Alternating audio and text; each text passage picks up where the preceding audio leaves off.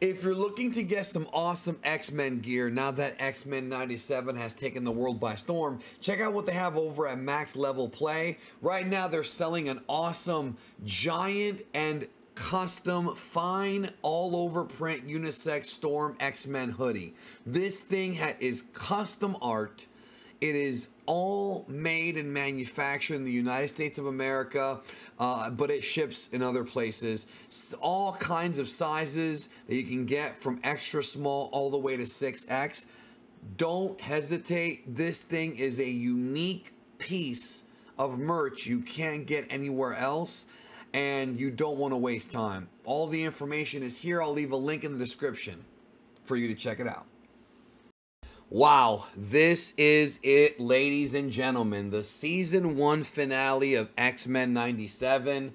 Tolerance is Extinction Part 3. What a ride this show has been. This show, right now, Mandalorian Season 2 was my favorite piece of Disney Plus exclusive stuff, content. This may have surpassed that. I gotta think about it. But because that, I mean, dude, Mandalorian Season 2 was almost perfect, right? This right here, dude, oh my God. So let's talk about Tolerance is Extinction Part 3, the season finale. First of all, it was about 40 minutes. So they broke the, like, the episodes were, some were like, 27, some were like 33. But they went a bit further with it being 39 minutes because it's almost like a little mini movie. And I like that. So the episode has kind of a few different story threads going on. You've got the Magneto thing, the Fatal Attraction storyline that ended last week's episode where he pulled the adamantium out of Wolverine, which is what happened in the Wolverine and X-Men comics back in the 90s, Fatal Attractions.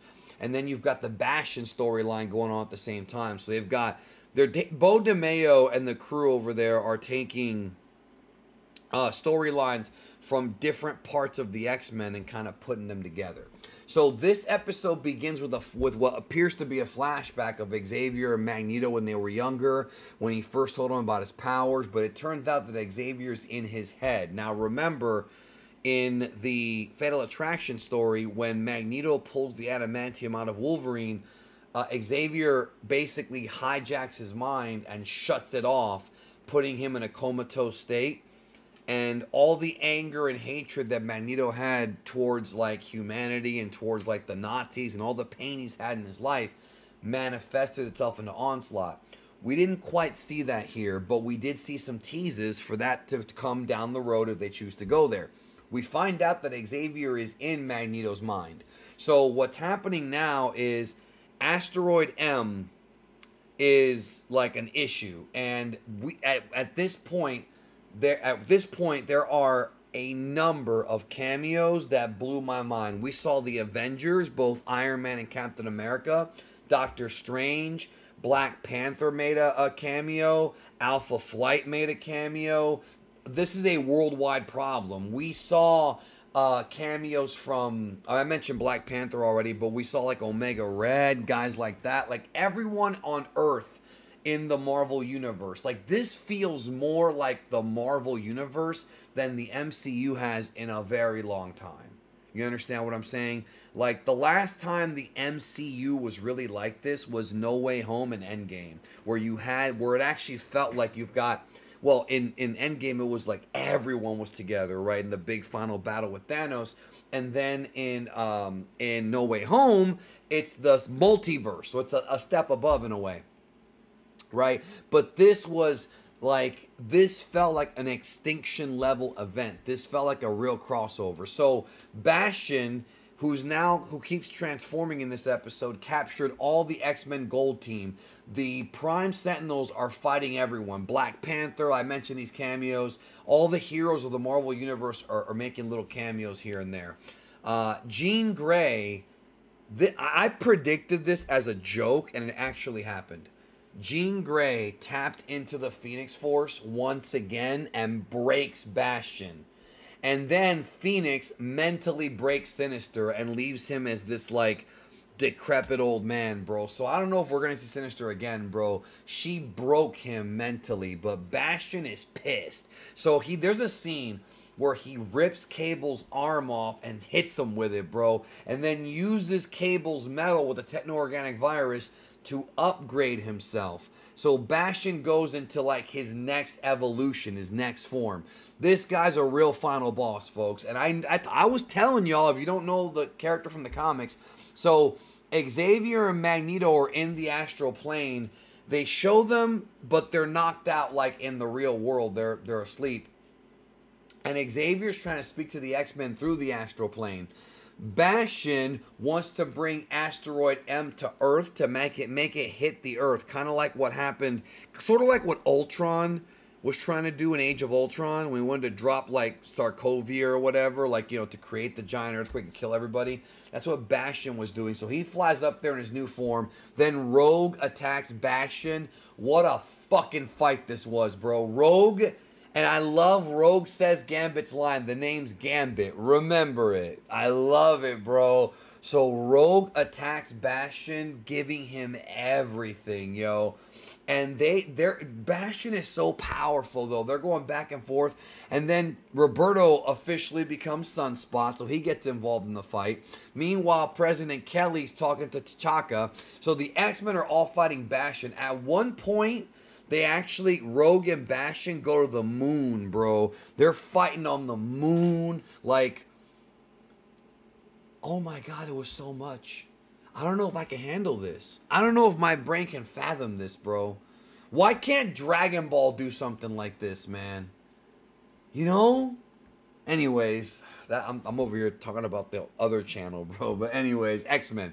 So, I love this. So, all the X-Men are fighting Bastion. Nightcrawler's gets his moves. Jubilee, Cyclops is a... Bro, Jubilee freaking at one point hits him with everything, and then Cyclops and Bastion have a beam struggle, and Cyclops hits Bastion with the Marvel vs. Capcom Optic Blast, son. That's what he fucking did, yo. So then a Sentinel shows up, and we think it's Bastion, but it's actually the X-Men Gold team. So all the X-Men are back together again. Cyclops tries to talk to Bastion about what his parents did and trying to like get him to like understand. But what happens is the Magneto protocols erupt, which are the missiles that are on Earth that President Kelly set up to fire at Asteroid M to help, you know, before it hits the Earth. So Jean Grey is using her telekinetic powers to try to hold everything together. And she's trying to basically protect everyone and protect the asteroid from hitting the planet. So there's a scene where Cable is, I think he's at a restaurant. He's all jacked up. And then Cyclops and Jean talk to him and they say their goodbyes.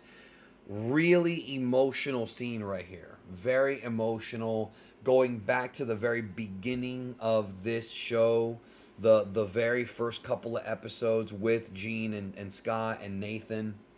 And so the X-Men are doing what they can to slow down Asteroid M. Now, I will have one small nitpick about the episode. We saw Wolverine obviously injured because the adamantium's been pulled out of his body, but they didn't really show it like I wanted them to. In the comics, if you read the comics, Magneto pulls the adamantium out and the dude's gushing blood from every pore of his body. It's one of the most disgusting things. And I know that this show is obviously more gory than the 92 show because Disney Plus has different rules than like Fox Kids does. But my God, it was... I wish they would have shown more. But it's still awesome. So what happens is it looks like the asteroid's about to hit the planet, right? And then Magneto wakes up and puts up this force field. And he's like, I'm Magneto. And he gets his powers back. And remember, he's Omega level. Then everything goes dark. And the asteroid disappears. So I'm like, okay, wait, what the hell is going on?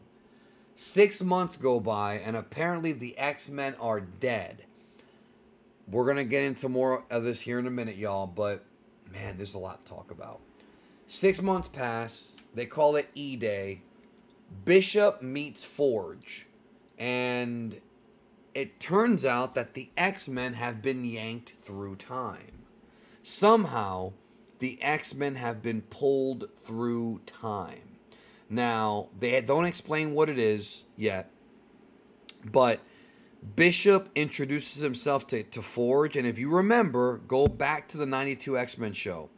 Forge and Bishop were both from the future, and they, like, in the future timeline, Bishop and Forge knew each other. So, presumably speaking, this is where they first met in the timeline. I could be wrong, but this could be where they first met in the timeline.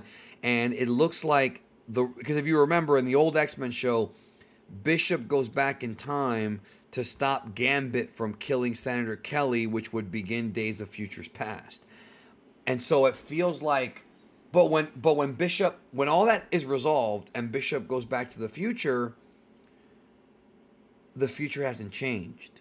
So it's like, wait, why? And so it's obviously, there's two ways to think about it. It's the multiverse, so they created a branching timeline, or it could be that something else caused the X-Men to die, right? And obviously it could be this event. I think the thing about this season finale is it left a lot more questions than answers. So they're yanked through time. Rogue and Nightcrawler wake up in 3000 BC, and the others, Xavier's there, Beast, and Magneto. Now, what happens is, simultaneously, Cyclops and Jean are warped to the future, and they meet Ascani. Now, because I know about the comics, Ascani is the character that took care of Nathan in the future. And guess what? We see a young Nathan walk out with the arm, the metallic arm, a young Cable. So Cyclops and Jean are now in the future with young Cable. Meanwhile, Rogue, Nightcrawler, Xavier, Beast, and Magneto are in 3000 BC, and guess who they meet? En-Sabah Nur, aka Apocalypse. Then it fast forwards to, there's a mid-credit scene where it's present day Genosha, and Apocalypse picks up Gambit's card. Now, Comics Explained had a theory that Gambit is going to become one of the four horsemen of the Apocalypse. And I think that's going to happen for season 2. I think Apocalypse will bring Gambit back as one of the horsemen, and he'll be a villain that the X-Men will have to face off against. So, right now, the issue is the X-Men are stranded all throughout time. It's to be continued because season 2 is coming. And why do I have to wait? Why do I have to wait? Why do I have to wait? I don't want to wait. I don't want to wait. But I have to. I have to. So there's so many unanswered questions. Did Bastion die? Will we see Onslaught? What is En-Sabah Nur's true connection to the present day Apocalypse? You know, the one that picked up Gambit's card. What is the future of the Sentinels? Are there more Sentinels out there? There's that question. And how are the X-Men going to go back to their time? I am so angry because, good Lord, and I'm so happy. This was bliss for me. This whole season, and I'm going to do a whole season review. I never in my life thought I would ever get to see these storylines play out. There's a lot of possibilities they can do. We may see the Age of Apocalypse, a version of that. Maybe not the same as it was in the comics, but a version of it. We may see, because Xavier's alive, we may see Onslaught later on. We may get more with Bastion if he's still alive. Like, because Bastion does return. I think it's called Second Coming. And Onslaught does too later on. But the point I'm trying to make is, there's so many possibilities for season 2, and I don't even know. I don't want to wait. This has been the finest Marvel stuff I've seen since Endgame. I actually liked it more than No Way Home. I really did. And No Way Home was a beautiful theatrical experience. It really was. But man, this was next level. I don't know how I'm going to get to sleep tonight. So I'm going to do an X-Men Season 1 review video. I'm going to do one for the season. I'm sorry, X-Men 97 Season 1. And we'll talk more about it then, but I can't wait. What a What an incredible finale. It was over the top. It felt like the third act of a story. It felt like an Extinction level event. I don't know what to tell you. Just outstanding.